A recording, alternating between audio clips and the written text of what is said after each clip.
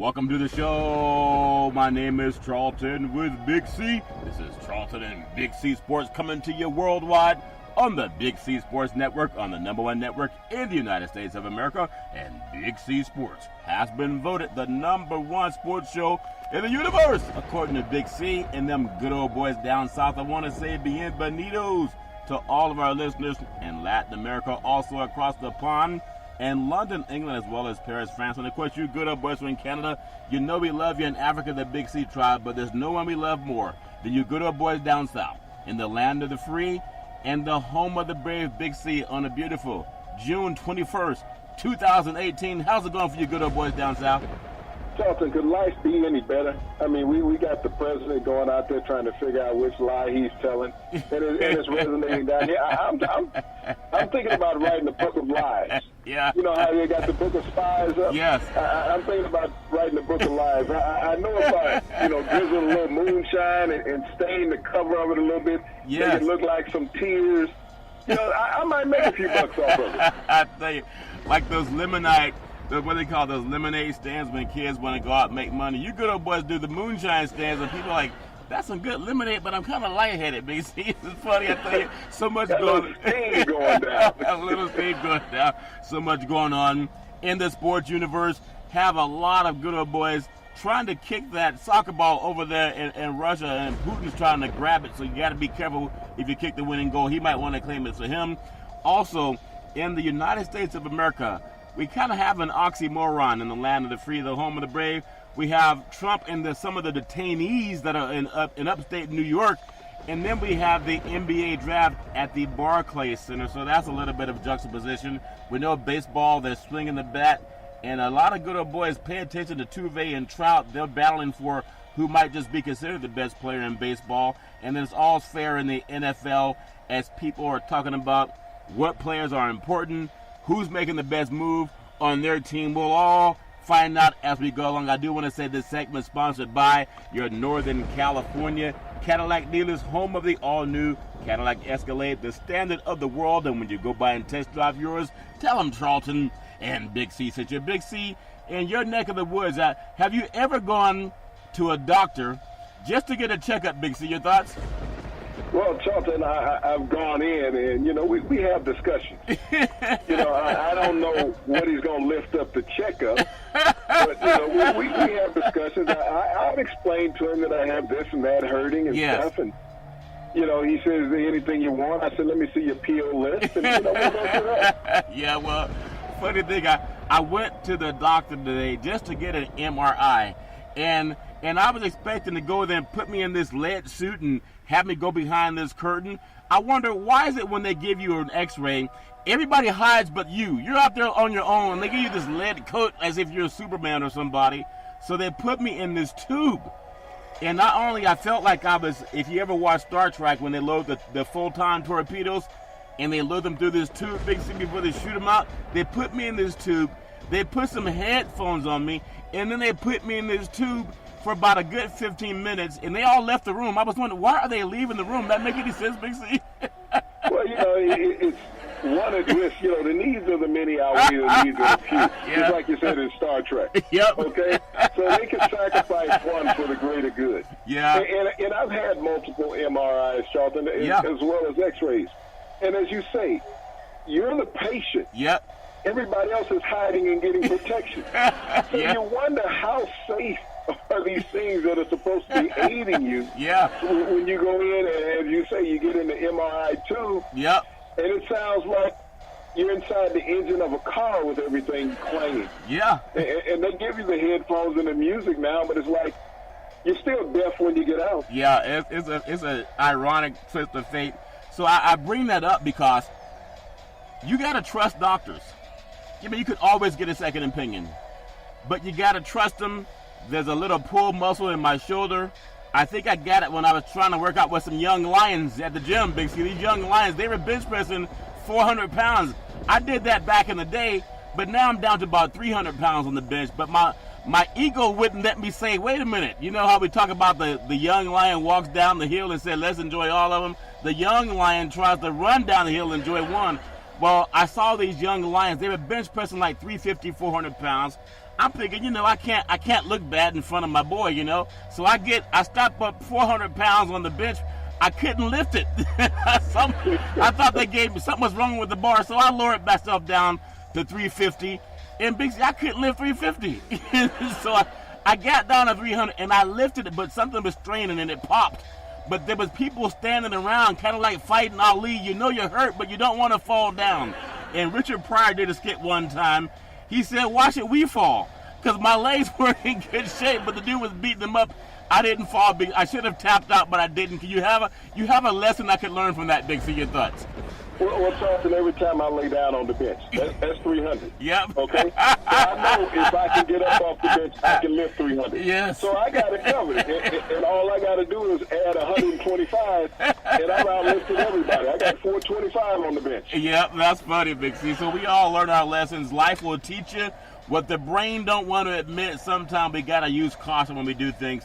Speaking of caution, we have the NBA draft, and a lot of people make a lot of stock in the NBA draft, and we take these young kids, and Ayton had, gold chains on, gold wrist on. I know they pay for free in college, but I was wondering, maybe he went down to the bank and got what they call a cash advance on the contract he's about to sign. But give me your thought on how these young people, obviously, congratulations to everybody who got drafted. It's a dream opportunity. It's not for everybody, because in order for you to get a job, an NBA player has to lose a job. Give me your thought on what the players were feeling today, Big C, and your thoughts going back to when you were in that same situation, Big C, your thoughts. Well, Charlton, what I would like for every young, aspiring basketball player to look at this draft tonight. And look at the number of players that are going to be involved in this draft. There are, I believe, 30 NBA teams, Charlton. Yeah. And so each team has 2 picks. Let me add to that one. About 60, okay? 60 players, okay? I needed to get through that. Sometimes I'm a little slow and my fingers don't always work as fast as my pencil does. You can work for the Trump administration. You don't have to be accurate, Big Z, right? So, as I'm looking at this analogy tonight, Charlton, and like I said, this is one of the greatest nights in these young men's life. Yes. Having an opportunity to ascend to the next level of the NBA. Yeah. But as I said, there's 60 players being drafted. We just had March Madness. What month were we in? We're in June? Yeah, we're in June. Yeah, June. Happy summer. So back in March, whatever month that was. Yeah, It was month. back in March. Yeah. March Madness. And what did they have, 64 teams in March Madness? Something like that, yeah. They started with more. 64 teams in March Madness. Yeah. So they had more teams in March Madness than players that are going to be drafted tonight. I want young players to understand that, the position of that. Is that there were more players, more teams in March Madness than players that are going to be drafted tonight. Now, each one of those teams, Charlton, had 15 players on it. Yes. 15. So, like I said, we got 60 tonight. We have some players from Asia. Yep. We have some players from Europe. Yep. And the Eastern European bloc. Yes. So the odds of making it in this, and I'm not trying to deter anybody's dream. Keep your eyes open. But keep your eyes open for an education. Yes. Understand what the battles are that you have to fight. Everybody is not going to be a DeAndre Ayton, who's going to go number 1 to Phoenix. Yes. Now, you have to understand, this is the highest that Phoenix has ever drafted in their draft. 1969, Phoenix lost the number 1 draft pick with a coin flip. Yeah. There were 2 centers that were high in the draft that year. And one of those centers changed the history of the NBA. Yes. Young man named Lou Alcindor. Yep. The other kid was named Ned Walk. No one remembers who he is that's playing in the NBA today. Yes. But he was the 2nd draft pick in 1969. Lou Alcindor was number 1. We understand once he became Kareem Abdul-Jabbar what the end of his career was. Yes. Ned Walk, no one knew where he was at that time.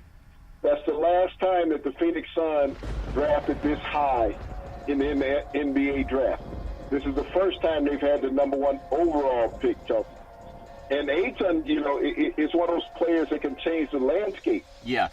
If the NBA stays with the big man mentality, because we've seen over the last 3 or 4 years in the NBA, the big man is really not the dominant man that he was 20 years ago in the NBA. Not anymore. You know, everybody's gone small. You know, if you have somebody on your roster over 6'10", you have a giant. Yes. But you need ball handlers, Charlton, players who can switch on defense, that can move around. And, you know, when you look at this draft, Charlton, you got Mo Bamba, another 7-footer in this draft, Charlton, that people are looking at. You get Mitchell Robinson, another 7-footer that people are looking at, Charlton. So these are young players that 20 years ago would have been staples in the NBA. Yeah. Now, Charlton, they're challenging far as the pick comes.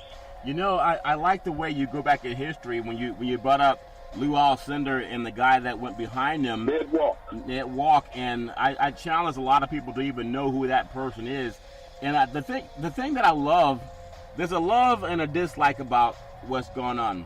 I love the fact that they're young men who get a chance to climb to the top of their profession. And everybody wants to be able to do that. At the same time, there has to be more than just this mirage of you're going to have everything given to you. I remember there's a lawyer that does a lot of talking for the mothership, and he, you know, I really respect what he says, but he was waiting to get drafted too. He ended up having to go over to Europe. And just because you get drafted doesn't mean you're going to make a team. But I think Ayton, as far as his athletic ability, 7'1", 250 pounds, big physical guy, and as dominant as he is, I think Arizona got knocked out in the NCAA March Madness. They didn't get to the Final Four. But there was a lot of talk about him being first round. First round, they were gone. And I'm not blaming him. But at the same time, if you can't win an NCAA championship, what are you going to do when you get up against the real men in the NBA, Big C? Your thoughts? Well, Charlton, when you think about the NBA this last season, okay, 42% of the players in the NBA, somebody needs to do the math. Yes. 42% of the players in the NBA were either second-round draft picks or not drafted at all. So when you think about that, only 58% of the players in the NBA were first-round draft picks. Yes. That's not a high percentage, you know, when you look at it. You would think that more players in the NBA would have that crown of being a first-round draft pick, Charlton. Yeah. But, you know, there are diamonds in the rough. It's about desire. It's about fit. Yeah. You know, there's been so many busts when we look at the big men in the NBA. I mean, if you remember Sam Bowie. I remember him. People were talking about, do you take Jordan or Bowie? Portland took Bowie. Yep. Chicago got Jordan. Yeah. I mean, Bill Walton is looked at as one of the greatest players in the NBA, but his career didn't last that long. It was injury plagued. Yeah. As far as he was being a dominant player. We just saw Dwight Howard traded for the fourth time in 4 years. 2 days ago, Charlton. Yeah. A big man in the NBA. Ralph Sampson, 3-time college player of the year at the University of Virginia. Yeah. Never won a title in the NBA. Charlton, that list is almost endless when we talk about projected superstars from the so-called experts, how these players are going to change the landscape. Yeah. Of what players are going to do and how the league is going to look at Greg Oden just a few years ago. I remember him. Out of Ohio State, a can't-miss 7-footer. Couldn't get on the court because of injuries, Charlton.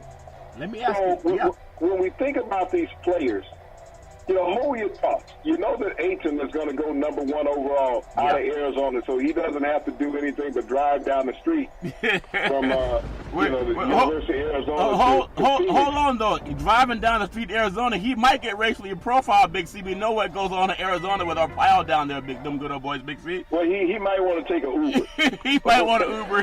He might want an Uber instead of driving. When we look at this, Charlton, understand that this is a hope and a prayer. When you come down to the draft scenario every year, regardless of the sport, it's a hope and a prayer. Because if all these teams got it right every year, Charlton, would they be talking about putting together super teams through trades and free agency? That's true. You know what? I love that thought. The last couple of years in the NBA playoffs, we've seen Golden State do it right. They just happen to be top dog right now. They have the most Lions on the team, and those Lions have been hungry for the last 4 seasons. And then Cleveland's been right there in the mix too. And when you think about this draft, and again, I'm happy for all of the players that can go into the NBA and make some money. But you think about this player movement this offseason, what's more exciting? Understanding where someone like King James may go, or even if they're going to get a Chris Paul, or it could be Paul George, or whoever else may be on the move. You just talked about Dwight Howard.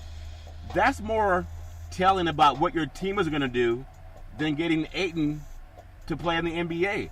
Or, this talks about Marvin Bagley, from Duke. How's he going to be an impact player in the league?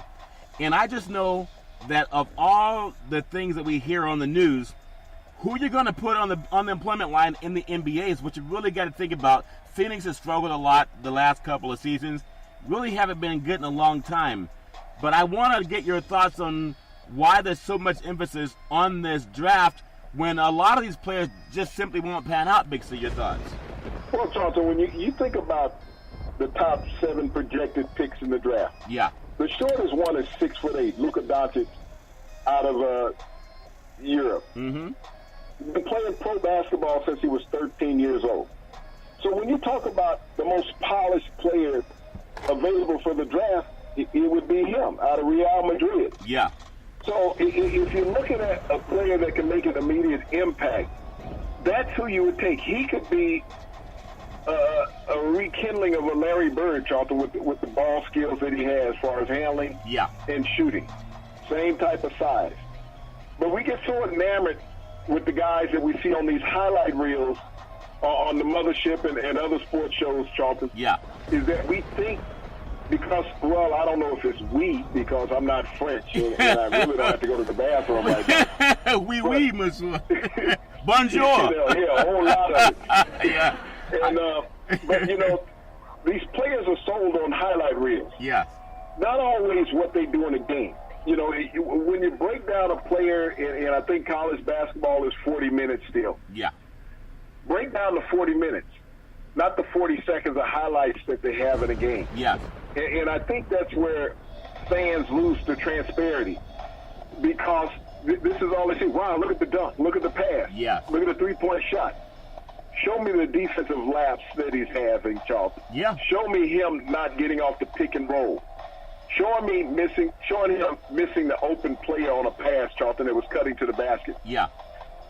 Let's see that total breakdown instead of just the highlight reel that they want to show. Let the fans see what they're paying for when they buy that ticket. Yes. Because that's why we see so many of these young players struggling, Charlton, year after year. And they're slotted about the money that they're going to make. So they're instant millionaires tonight. Yeah. All the first-round draft picks are guaranteed making a team. You think about a team like the Atlanta Hawks. Yes. They have 3 first-round draft picks, Charlton. 3. And this is a team that struggled and didn't make the playoffs last year. But you have 3 first-round draft picks. So if you could not make the playoffs with the veteran players that you had, what are you going to do with 3 first-round draft picks, kids that are trying to cut their teeth in the NBA against grown men every night? How are they going to fare? That's a really good point that you bring up. It's about entering the workforce around grown men. And because rarely will you find a player that's gone 4 years in college and been able to build up their skill. I was talking to one of the greater broadcasters and coaches of the NBA just earlier this week, and they were talking about, some of the young players that are coming out of college, and they remind me of all the hype we're hearing right now, how they're ready, they're going to go into the league, and they're going to dominate. And he said they need those 3 years, whether they get those 3 years in college to develop or they get those 3 years in the NBA to develop, because you're going to compete against grown men. Not only are you competing against grown men, you're competing against grown men who made the league. They didn't get cut. They didn't get traded. And when I think about that, for these young players, it's so great that you have that opportunity. But just keep in mind, you have that backup plan. You're going to get bounced around, traded around. I don't think Ayton's better than Howard. Some people would say, well, what are you talking about? Maybe he is, maybe he's not. But Howard's played in the NBA Finals when he was with Orlando, and they played against the Lakers. He's played in NBA playoff games where he played against the best of the best. And even though they have the same physical size, something happened where I don't know if it's an injury, but he just doesn't seem to have that fire in his belly like a lot of guys have when you have all the physical attributes that Howard had. But will Ayton have that? Because I didn't see that in the NBA. I mean, actually in the NCAA tournament when they got bounced in the first round. Big C, your thoughts? Charlton, when you get those big bodies on you every night, when you look at Ayton, you look at Bagley, both 6'11", 7 feet tall, they're going to go into a physical game. You're going to be going against guys every night that's fighting for a paycheck. Yeah. That's the difference. You know, that kid out there in your neighborhood, the ball kid out there in Los Angeles. Yes. Everyone talked about how great a NBA player he would be because of his ball skills. Yeah. Hell, everybody in the NBA has ball skills. Okay? Yeah. He was playing against kids his age. Yeah. And then because his daddy shot off his big mouth every day. Where's he been lately? Those grown men got offended. Yeah. Yeah. Okay? Your daddy is saying that you're better than all of us. Yeah. But you're the one got to come out here on the court with us. Yeah. Your dad's going to sit in the seats. Yeah. So there's this little word in professional sports. What's that? And it's spelled P-U-N-K. Yes. Hold on. They like to do that to a lot of players. Yeah, especially when you start talking about somebody's money. I think, ironically, Ball's going to turn out to be a decent player when he develops. But he would only be a rookie this year. I mean, he would be a sophomore at UCLA had he stayed. I want to get your thoughts on something. Magic Johnson put out a statement that they don't want anyone tampering, player tampering. This talk that Kawhi Leonard had this conversation. I guess Coach Pop flew out to L.A., had a conversation with Kawhi. Kawhi goes back to thinking about what's the landscape of San Antonio versus the landscape of Los Angeles. And you can go wherever you want to go. And I just want to get your thoughts on Magic's right. You can't tamper, even though we know, I mean, if you know, you know, people talk, and people in the know, they already have deals going on about where they're going to go, why they're going to go. It just doesn't happen that guys find that LAX is a popular destination. Big C, your thoughts? Well, Charlton, you got to think about it. When you look out of that high-rise condo window in San Antonio, you see the prairies and the Rio Grande River, okay? That's pretty, though. You walk out of that high-rise condo in Los Angeles, you see the Pacific Ocean. Yep. And anything in Hollywood that you want. Yep. So when you look at a player making a socially conscious decision about where he wants to be, you can't blame players for wanting to play in a major market. Yeah. I mean, when you look out your condo window in Oklahoma City, you see a grain silo. Okay? Yeah. So, you know, when you say that a player shouldn't want to be where socially he's going to benefit the most, you're the fool. Yeah. I mean, I'm always enamored every day when I listen to our sports brother and they're talking about, well, he's going to leave $36 million on the table. Yes. Okay, well, the contract that he signed is only going to be worth $180 million. And I feel sorry for him because he can't function on $180 million. Yeah. So when these guys sit up there and they're trying to project where players are going to go and continue their future, Charlton, yes, and they're saying it's about a few $1 million, to the average person, yes, that's great income. Yeah. But to an NBA player, where the guy sitting down on the end of the bench is averaging 3 minutes a game for the season, is making $3.5–4 million. Yep. Compared to the superstar that is sitting there at 30, 32. Dwight Howard, matter of fact, we talked about Dwight Howard. Yeah. He's in discussion with the New York Nets right now, New Jersey Nets. New Jersey, yeah. They're talking about trying to buy him out of this final year of his contract. Yeah. The final year of his contract is $26 million, Charlton. Wow. And they're talking about, look, we'll give you probably 20 just to walk away. Yeah. And become a free agent. So when they talk about NBA players leaving money on the table, Charlton, think about how much they've made. Yeah. I think when you think about that kind of money, it's powerful, but it's like everybody has that kind of money. So it's like a school teacher saying someone's making $45,000, $50,000 a year. If they go to a different city in that same state, maybe instead of making $45,000, you make $47,000. It's not that much of a difference. If you're NBA type money and everybody's rich, I mean, for the most part, you're a top draft pick. If you're a top player, you got money. It's about how much you keep, not how much you make. But I love what you brought up. It's the landscape. And it's amazing that San Antonio has won for so many years being down. I know the Riverwalk is nice. Charlton, they've been in the NBA Finals 20 years in a row? 6 times. Yeah, six times. Yeah. In 20 years. Yep. They won 5 of that. Yeah. So when you talk about a franchise, if it's just about winning, Yeah. they're equal to the Lakers. Yeah. They're equal to the Bulls. They're superior to the Warriors. When you're talking about franchises that win, and they got that same head coach there. Yeah. So it's not about just the city or the backdrop. There's other things that parallel play. They know if they go to San Antonio, in the last 20 years, the odds of winning a title in San Antonio were greater than any team in the NBA if you wanted to go there. Yeah. And so you have to look at what drives a player. So what is it, Big C? I mean, you've been around, you've seen almost every city, and when someone, even Howard, imagine for mainstream America, somebody's trying to give you $20 million to not play. I mean, what a bargain. Didn't Eddie Murphy say what a bargain, Big C, in one of his movies? That's a bargain. And when you have that kind of access to the American dream, where someone's giving you $20 million not to play, it's not about the money at that time because he already has it, and the owners have it. There's a big push going on to get LA back to being significant.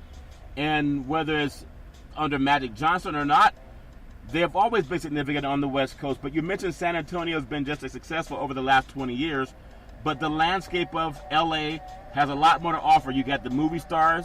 There are people who are looking outside of their career, like Kevin Durant being in the Bay Area. He's talking about maybe stepping down at 35. He has more money than he'll ever need, especially if he doesn't, do any foolish things with it. But there's a life after you finish dribbling. Like Laura Ingram says, shut up and dribble. What can they do after they finish listening to Laura Ingram? LA has a lot more opportunities when it comes to business and movies, and a lot of players are going that direction. Big C, your thoughts? Well, Charlton, when you look at the overall dynamics of it, and players want to be in control of every aspect of their life, this is where the players have moved to now in professional sports. That they are controlling the landscape. The NBA wants to control it from a marketing perspective. Yeah. Because they need certain markets to be relevant financially. Yeah. We talked about that when we looked at the NBA Finals. Yeah. We looked at Boston and said, who did Boston have that was marketable? They had nobody. They had some young guns that were great players, Rozier, Tatum, those players that played outstanding. Horford. But who was on the marquee list of the NBA? None of those players, Charlton. We looked at Houston. Okay, they had Harden. Yeah. But beyond Harden, who did you market as a Houston Rocket, Charlton? I mean, Chris Paul went down, but, he's been so-so throughout his career. Yeah. So when it came down to marketability, there was King James, who was always marketable. Whether he's in or out of the shower, in or out of the pool, at the barbecue. Yeah. That doesn't make a difference. He's marketable. Yeah. Then you look at the Golden State Warriors. The NBA season is over. What's one of the most popular car commercials on television right now, Charles? Yeah, I see that. The one that Steph Curry drives. Every day, Steph Curry driving this car. Going to get milk. Yeah. This is the West Coast marketability. So he's got the milk board, and he's got a car deal that he's pushing every day. The NBA season is over. Yeah. So the marketability, Charlton. Hey, Big C. Yes. Curry drives a Porsche. Okay, go ahead. Go ahead, Big C. He drives what he wants to drive. On the commercial, he's driving a child-mobile, okay? You put the children in the back. Yeah. That's what he's driving, a child-mobile. Okay. Okay? So, but this is what the NBA landscape is about. Yeah. Now, you have to answer me this question. I believe overall in the NBA playoffs, there was at least 16 teams. Yep. What team have you seen a commercial from of those 16 other than Golden State? I tell you, None. Yeah. The West Coast, marketability.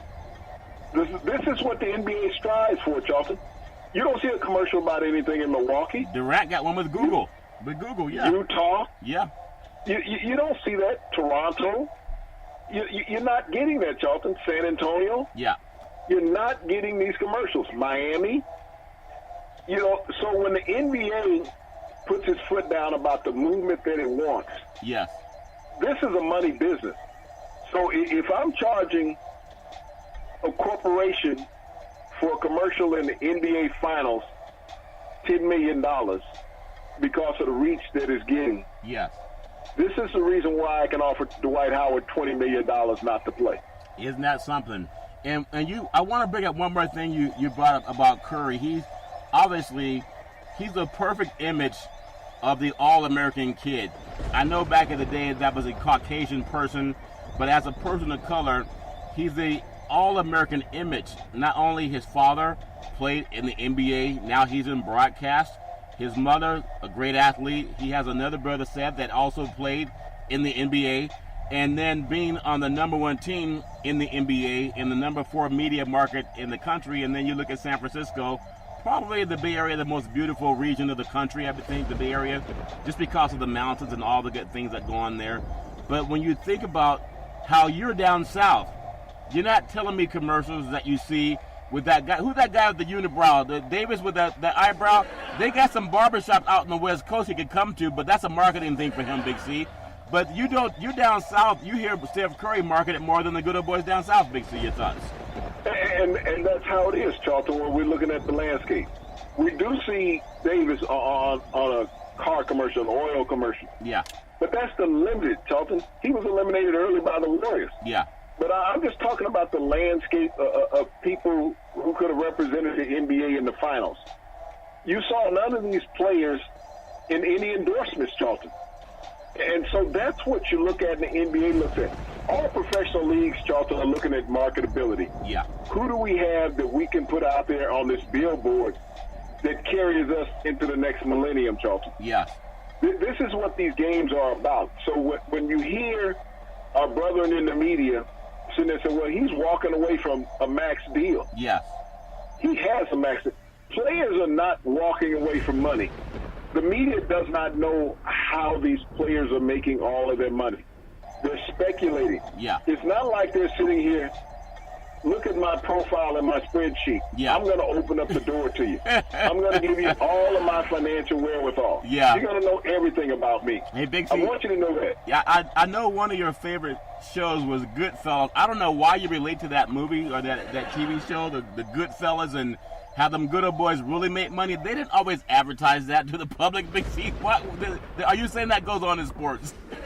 You know, Charlton, it is. I mean, Yeah. Yes, media is privy to contract structure where players drafted. Like tonight, you know, when we look at the NBA draft, everybody knows what not Mo Bamba, but Ayton is going to make. Yeah. He's slotted for that. Most likely, Bagley went number 2 tonight out of Duke because it was a toss-up between Bagley and Ayton. Yeah. Everybody knows how much they're going to make because they're slotted to make a certain amount. Yeah. Think about it. You get this kid, Doncic, that's going to come over from Real Madrid. Yeah. He's 18 years old, Charlton. Been playing pro ball since he was 13. So he's coming to the U.S. He wasn't broke when he got here. Nope. He's been playing pro ball for 5 years. Yeah. And he's been, said to be the best player over there the last 2 years. Yeah. So he's not broke getting here. Yep. So he can do whatever he wants. He can agree with a team that he wants to take the money, or he can go back to Europe and play. Yeah. Because he has leverage. Yeah. And that's what players have gotten to, Charlton, especially when we look at the veteran free agents around in the NBA. Yes. They have leverage. Yeah. And because the marketability of their face, Charlton, Yeah. they're not shackled like NFL players are. No. Where owners can say, well, we will cut you. Yeah. In the NBA, you can cut an owner. Yeah. LeBron LeBron did it. LeBron has done before. Yeah. And now we got the LeBron watch on again for another month. And you got an owner that's sitting around scared. Yeah. Not a player. Yeah. Isn't that something? His owner, I think he owns Quicken Loans, and he lost, I think was almost 7 figures in net worth when LeBron stepped down and went down to Miami. Now LeBron is exercising his chance and his rights to do that again, and most likely wherever he goes. He lost $500 million a in half net billion worth when LeBron left. That's a lot. $500 million Yeah. in net worth. this is the reason why he wrote that scathing letter to LeBron and put it in the paper and everything. Yeah. But I think when LeBron came back, I think Jeff Sessions not Jeff Sessions, but Rudy Giuliani. Yeah. Was speaking in Dan Gilbert's behalf. Yeah. He had him on his hands and knees begging. That's funny. Rudy Giuliani, I tell you, he's something else, Big C. When you think about all the stuff that's going on in the sports world, I do want to turn our attention to also, we talk about the Barclays Center, and obviously there's correspondents all over the country talking about the NBA draft. I do want to say this segment sponsored by Ben and Mark, your number one leader when it comes to insurance. We work with Ben and Mark. They've been around half a century. They work with Big C Sports. Whether you're a pro team, a collegiate team, or a high school team, or your mom and pop soccer league, when you're looking for sports insurance, look out and let them know that Big C sent you. And I just want to say 800-772-8624, 800-772-8624. I want to bring this thought to you because I just came to my mind, and I know it's two things that we talk about. I noticed Time Magazine, they have an image of POTUS on the front, and all red. The background makes you think Russia, just by looking at the background. And there's this Hispanic child, maybe she comes to his thighs, and she's looking up, and she's crying. He's in his blue suit, white shirt, red tie, which are the power colors, looking down at this young person. And the caption says, "Welcome to America." Now, in New York City, we have people who've been detained. Some say they've been beaten. And then we also have the draft going on for the NBA. We have two different worlds going on. We have politicians speaking out about the inhumanity of what Trump has done. And then in the backdrop of that, we have African Americans who came here in 1619 on slave ships. And I just think that the dichotomy is there. It just hit me, Big C. When you think about 1619 landing in Virginia, and now you have also in the Northeast, these detainees being taken up north, but now you have 165 years later after Jim Crow, after slavery ended, but 1619 is about 400 years ago. It's all the great Northeast. I just think that juxtaposition, the new detainees are the Hispanics, the old detainees are getting drafted into the NBA. Big C, your thoughts? Well, Charlton, it's the diaspora of the landscape changing in America. When you looked at minorities when they were brought to this country, that they were only good as laborers. Yep. And they really weren't worth much.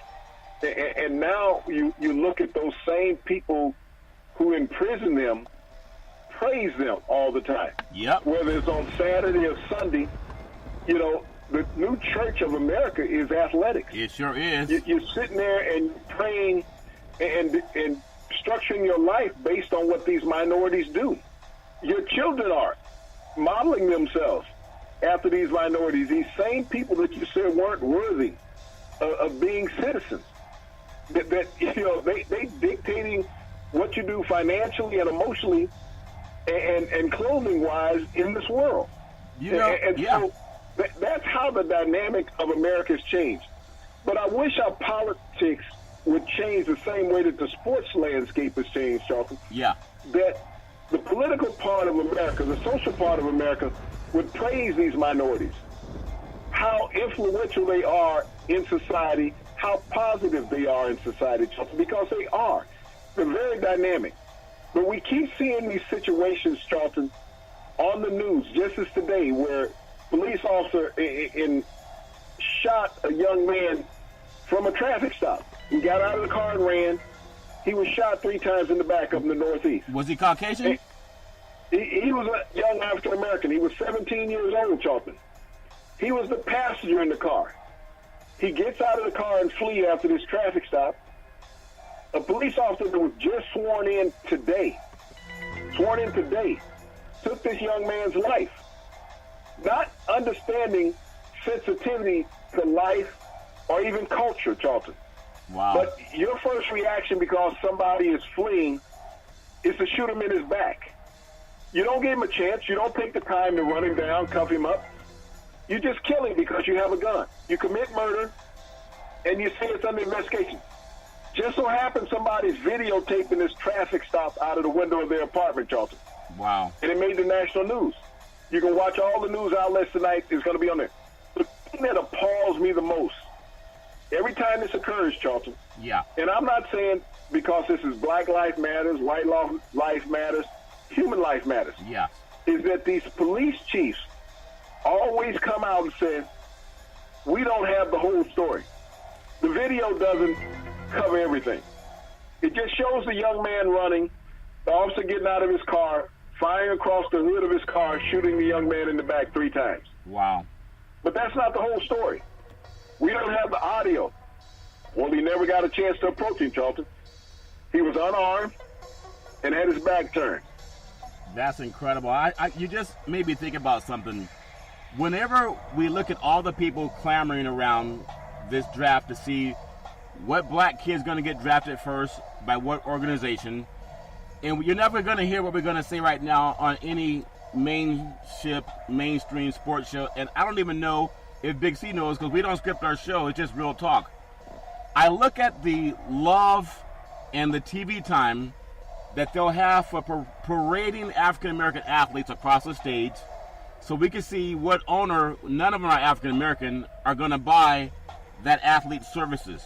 A lot like the slave block. Which owner is going to buy this talent, this product, whatever it is. Yet, if you're not in a uniform, that same profile is what the criminal justice system is also praying for. You got to know when you're being preyed on. Not praying like in church, but when someone's preying on you like an animal preys on his kill. And I didn't know that had happened today. And I know you won't hear about it on any other sports show because they're so happy to tell you, can you believe where this player's going to go and how much money he's going to make? But the way we can help put a dent and to try to stop this crimes that are going on in our communities is when these sports shows will all start paying attention when an atrocity happens like that.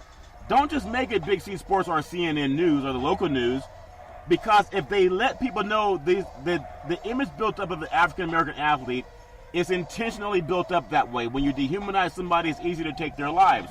And that's been done a long time. We know that. But why won't some of these other mainstream shows that want to be happy that you're getting drafted, will they even mention it, Big C, even for 15 seconds, Big C, your thoughts? Charlton, you will no mention of it. And it happened in an NBA city. So you think about it. This team is going to be drafting most likely a young African-American tonight. Yet it's law enforcement in this city takes the life of a young 17-year-old African-American tonight, shooting him 3 times in the back, Charlton, and he's unarmed. So, I mean, you think about it. This reminds me of that incident that occurred out there in Sacramento where the young man was shot in his grandparents' backyard because he had a cell phone and was trying to call to get into the house. Yeah. And they said he had a gun. You can't talk on the phone. You know, you think about it. As a minority child, you know, what's the value of your life? And I'm not being flippant here. I'm just saying, I mean, ask America. We see this now with this administration's move to incarcerate children, to kidnap children from their parents, place them in another state, which is a Mann Act. Yeah. And saying that they're doing this to protect our borders. They said because these children are being trafficked by drug dealers. I mean, you think about it. We haven't heard anything negative about the U.S. terrorists this year, Charlton. Nope. The guy in Vegas, the guys in these schools, these are terrorists. They're handled differently. Well, you know, they have a sickness. So, but, you know, the president concentrates on this gang called MS-13. Yes. Saying that they're infiltrating America. So all of these white terrorists that are in America, where the hell they come from? That's a very good point, Big C. And I think what we always say, you said something I want to touch on. You said sports is the new religion. It always has been. People worship sports when they won't worship God. And we look at when you're in a uniform, because as a black father and an African-American man, black African-American, whatever you want to call it, one of the things that I'm always conscious of is when I'm driving a car, I want it, when a CHP pulls up behind me, I don't want to feel nervous, but I do, because I've been pulled over so many times for doing nothing but driving while black. And people who do that, they hide from it. That's why I say if you get pulled over, call 911 just so somebody has an audio of what's going on. And I mean that. That'll keep a lot of people safe because you're less likely to commit a crime when you know you're being monitored. That's for law enforcement. They always make it seem like call the police. No, when you're being pulled over by police, call 911. So they also know that they're being monitored by their own office. But I got to get this thought to you, and I want your opinion on it. When you say sports is the new religion, and you realize how the main person on the pulpit is the African-American athlete. We know churches are segregated, but people they'll fill a sporting arena where it's very diverse, but there are a lot of white Americans that won't go to a church where there's a black pastor. And people know that true because they still have in their mind how a lot of people were indoctrinated to believe that we're two separate races. All life came from the African continent. Google it, Dr. Mendo and Gregor Leakey. We know that. So if sports can bring people together from different colors and religion can't, is that why you call it the new religion, or was there a different meaning, Big C? Your thoughts? Charlton, it's what people pray about. They're sitting up praying tonight, having parties about which minority that their team is going to pick to make their future even brighter, to hopefully bring a championship to their city. You know, you think about how history has changed. Before, you just wanted the biggest, strongest minority to get your crops done. Yes. Now you want him so that you can buy his sporting apparel, his shoes, so that you can pray to him on game day. Wow. You know, that you can live through agony and ecstasy with him. Yeah. You know, so this is how dynamics have changed. But politics hasn't changed that way, Charlton. And society hasn't changed the way you treat minority athletes. Yeah. You praise them, as you see when they have the uniform on. You can see them on the TV screen. Maybe I can get his autograph and sell it on eBay. Yeah. But if I don't recognize him as an athlete, I don't recognize him as a human being half the time. I tell you what, and I don't know about you, but I'll ask you, out here we have, we had that incident with Coach Brown for the Golden State Warriors being pulled over, going into an NBA facility right off of 880 in Oakland, going to a Warrior game, a playoff game of all games. And when I hear another individual lost his life by running away, not running to, running away. Wasn't in a threatening posture, Charlton. You can't be threatening when you're running away. And I know it won't be brought up by any mainstream because as African Americans, oftentimes they will let you know your only interest in me, boy, is can you jump high enough? Boy, can you catch a basketball? Boy, can you dribble for me? Boy, and I don't mean that flippantly because they won't talk about anything outside of the sport that if we let our whole society know, it could keep all of us safer. I think that is something that has to be done because we can't just be up here talking about is a guy 7 feet tall, 260, and do you think it's going to help our team win? So I'm glad that you broke that news on the show, Big C, because I hope that talking about it will let people say, you know what? Maybe you should call 911 when you're being pulled over because you're less likely to get shot when you got 911 listening in because they will turn that camera off and they'll say, oops, I forgot I turned off my microphone. So when you're down south and you get followed by law enforcement, do you get that same thing? And I want to ask my white brethren, do you get an eerie feeling in your gut or nervousness that overtakes you that you just want to change lanes too, Big C? Your thoughts? Charlton, whenever that light comes on behind me, whether it's broad daylight, whether it's in dusk, I have the most nervous, eerie feeling in my life. I turn on every light in my car, outside my car. I got my hands up on the steering wheel. I don't even approach my glove compartment to pull out any paperwork. And, I'm nervous the whole time. I'm looking forward. I don't even make eye contact with them, Charlton, because I don't want them to say that they felt threatened because the way I looked at them. Yeah. By being a large African-American male, Charlton, it puts you in an uneasy position because generally the people who pull you over are much smaller. And so I don't want them to think that I'm in a threatening posture. Yeah. I hate to even say a word to them, but I do indicate to them when they do come to the car, I'll ask them, why was I stopped? And I'll also indicate to them that this conversation is being recorded, officer, and I'll ask him for his badge number at that point to add that to the recording. Yeah. That's the reason why you have this computer in your hand all the time. Yeah. I let them know that this conversation is being recorded.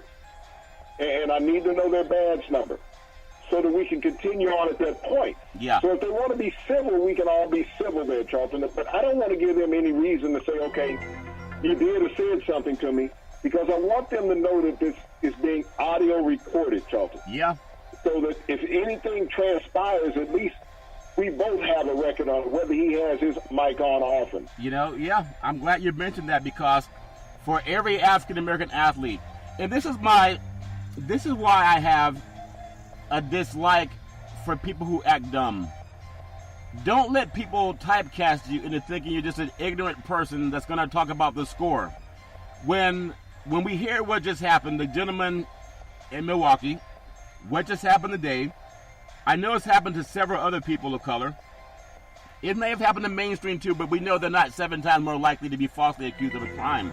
I just gotta say this. I was in Walnut Creek, California, and I remember being pulled over on a main road.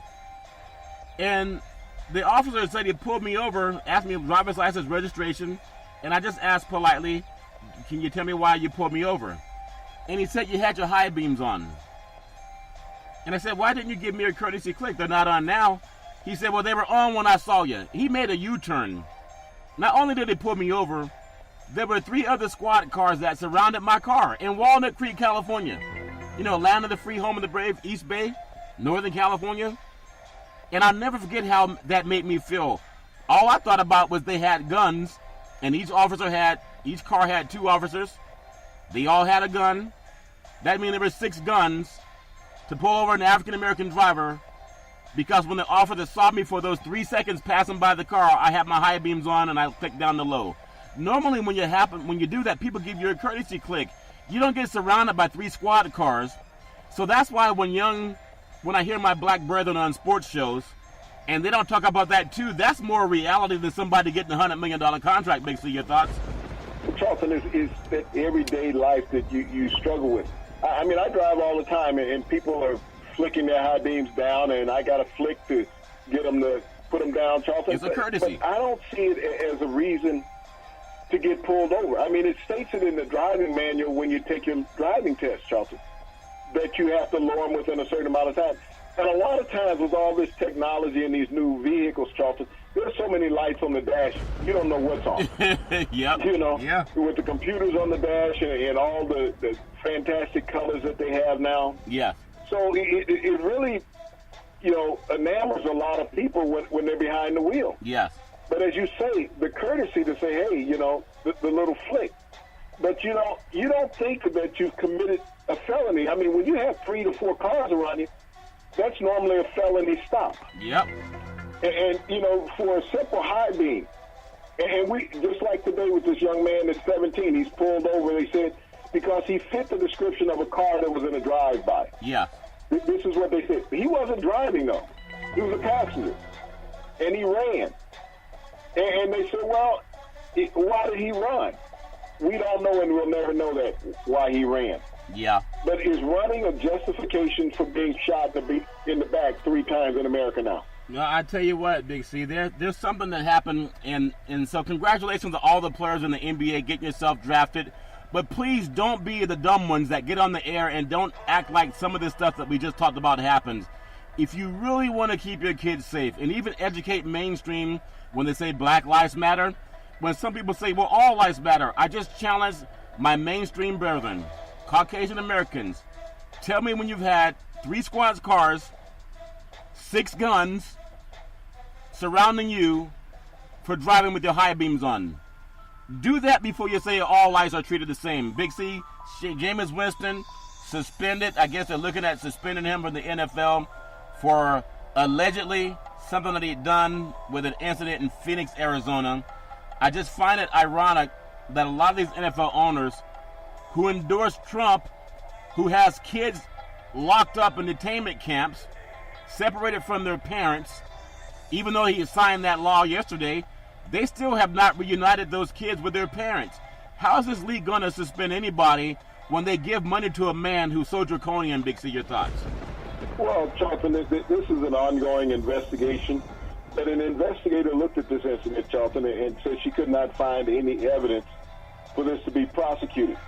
But the NFL is coming back with this judge and jury mentality, saying that we're going to suspend him for the first 3 games of the season for violating the conduct policy of the league. So, I mean, I look at what the NFL is doing. And ever since the Ray Rice debacle, the NFL commissioner has come after every minority athlete that he could, and with various suspensions because of an incident that they blew. And now everyone has to pay. But also, Charlton, the Players Association needs to go after Demarius Smith. Yep. You got a guy in, might be a great lawyer, but he's not a former player. Nope. There's a lot of former players that could do his job, Charlton. Yeah. Because he's not fighting for the players. He's isolated. And I understand that 95% of the NFL players don't get in trouble. But when you have an incident that's not prosecuted in society, they're saying it's not a criminal offense, why should it cost you 3 to 4 game checks? And when we look at certain players, that's $1 million a week. Yeah. That you're looking at. And you haven't been criminally indicted in society. No. But you've been criminally indicted by this commissioner. And I'm not saying the commissioner doesn't do a great job and has a tough job, but the Players Association needs to find a new rep and negotiate a new deal that if you're not prosecuted in society or charged in society, that you can't be suspended because you haven't had any conduct detrimental to the league. It's like double jeopardy. You're getting on Hearsay, trial 2 Charlton. times. Yeah. It is like double jeopardy, getting accused of something twice. Big C, in Major League Baseball, Mike Trout, that good old boy from Southern California, I wonder if he's ever been pulled over by 3 squad cars with 6 guns because his high beams were on. But he is batting high average in baseball, Big C. Your thoughts? Well, when you look at Mike Trout, at this point in his career, he's the greatest player in Major League Baseball history, Charlton. Yeah. Bar none. Better than Hank Aaron, Lou Gehrig. Watch your and mouth, Pete Big. Rose. So Watch your mouth, Big guys, C. You're talking about history. history. Hank Aaron, when he retired, was a home run king. Yes. Lou Gehrig, was the base hit king. Yes. Pete Rose was right there. Gehrig was a batting average king. Pete Rose was the base hit king. Mike Trout, right now today, and he'll play his 1,000th game in the major leagues tonight, Charlton. Yeah. Has numbers in 999 games, Charlton, eclipsing all of those great players. That's incredible. And by huge numbers, Charlton. So when you think about what this young man has done, Charlton, and he's had 2 seasons in Major League Baseball where he's had major injuries and lost a lot of games. Yes. So when you look at where Mike Trout is, and you look at his numbers on that slide chart, because we don't all have computers like the people on the West Coast. Google it. Mike Trout is just the most phenomenal player in baseball. Yes. I tell you what, I feel fortunate being Northern California because you go back to, recently Barry Bonds, Mark McGwire, Canseco, Willie Mays. You think about that. Now we got Trout down south. We've had so many great players that have just been, Eckersley, Reggie Jackson, Ricky Henderson. It's almost like the Hall of Fame of baseball players that have played on the West Coast. And to have Trout being a young guy, not someone who's already finished his career, but a young guy that's put up those kind of numbers, very impressed with that. But I still want to ask you, how did Russia get the World Cup with Putin and all the shenanigans? This is a country that's had blood doping accusations and testing positive for a substance to enhance their performance of their athletes for years. And ironically, the United States does not participate in the World Cup. But how did they get the World Cup? I know it's great theater for people who love soccer, but it's still anathema when the country that's accused of blood doping the most, even in Olympic Games, how did the World Cup ascend on Russia, Big C? Your thoughts? Charlton, this is a country that has committed atrocities against its own people. not just the blood doping, and these are not allegations, these are convictions Yeah. that they've had on the Olympic stage, Charlton. It will cost them medals and banishment from the Olympics. But when you look at a country that has committed all these atrocities against its own people, that has gone in and inhabited in another country, Charlton, through military force, Yeah. you know, and they get this opportunity from FIFA to host the world's largest sporting event. Yeah. You know, you have to wonder who's paying who, Charlton. Yeah. We know that sports is a billion-dollar business. Yeah. How much money did Russia put forth towards, you know, FIFA Yeah. to win this event, Charlton? Because they were never looked at as a leader amongst host nations, Charlton. And all of a sudden they get this really vote that shocked the world that Russia got the World Cup. I tell you what's in that cup? Moonshine. I bet some moonshines in that good old boy cup, Big C. Back in the day, there was a man by the name of Drew Bandini Brown. He was known as Muhammad Ali's right-hand man. He would always tell Ali, with all you got to use, how can you lose? Rumble, young men rumble, Big C. What are you looking forward to in the sports universe? Well, Charlton, after tonight, we have all these new crown millionaires entering the NBA.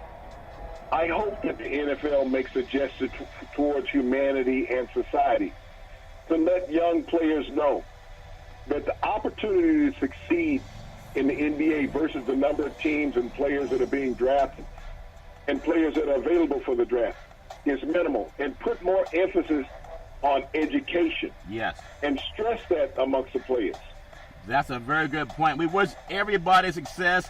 All's fair in love and war. We hope that those kids that have been ripped from their families get united back with their families. And we hope that everybody learns to Google everything so you can trust what's on your phone and not what you hear over the airways. I want to say every Monday through Friday at 5 and 6 p.m. worldwide, follow Big C Sports on the Big C Sports Network, on the #1 network in the United States of America. And Big C Sports has been voted the #1 sports show in the universe, according to Big C and them good old boys down south. We always tell you, there's never, ever any excuse for domestic violence. If you know any man or woman going through that garbage, please call 911, because no man or woman should ever have to go through that garbage all on their own. And as we always tell you on every Big C Sports show, we thank you, we appreciate you, and we hope you have a super fantastic day.